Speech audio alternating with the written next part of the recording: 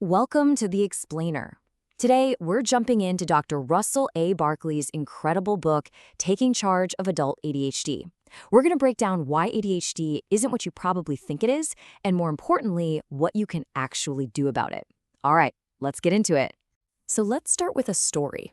This one comes right from the book, and man, it probably hits close to home for a lot of people. It starts with a really simple plan, right? Just mow the lawn. But then one thing leads to another, which leads to another, and before you know it, the whole day has just completely derailed, and it ends with the police showing up. Wow. If that chain reaction feels even a little bit familiar, here's the most important thing you need to hear. That is not a character flaw. It's not a lack of willpower. Dr. Barkley's whole point is that this is a neurological challenge. It's just a difference in your brain's operating system. So to really get a handle on this, we have to completely reframe the problem. And that brings us to our first big idea. This is about so much more than just being distracted. This right here, this one little shift, changes everything. For years, we've all heard the term attention deficit, but Dr. Barkley argues that's just wrong. It's misleading. The real issue isn't that you can't pay attention. It's a deficit in self-regulation. It's about the ability to control your attention and to control your actions. So what is self-control, really? Well, think of it as your brain's braking system. It's that tiny, crucial pause between feeling an impulse and acting on it.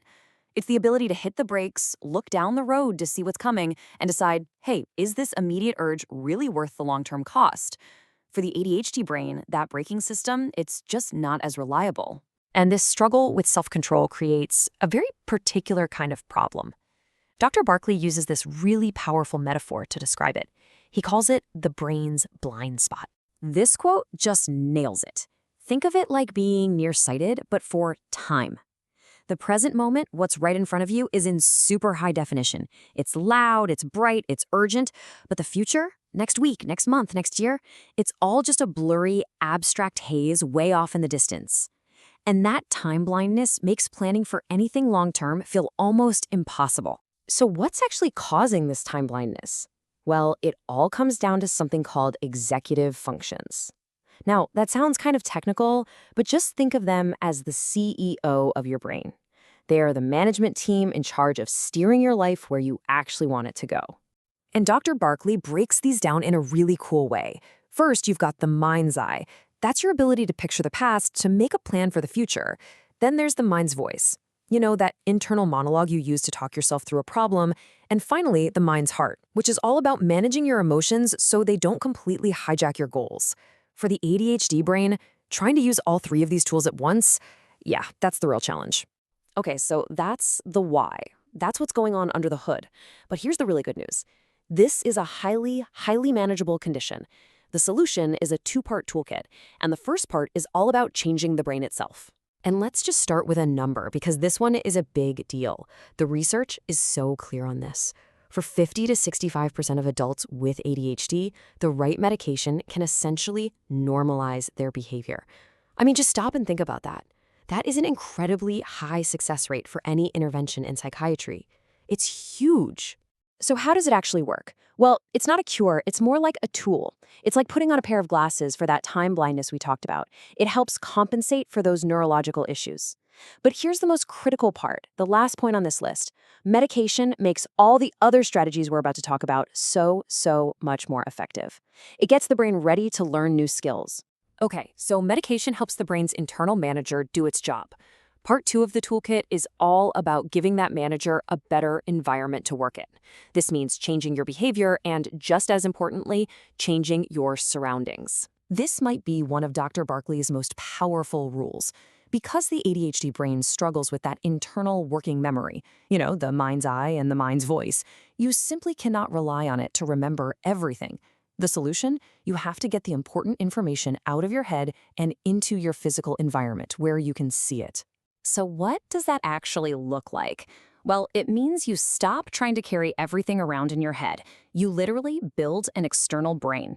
You make time physical with timers you can see.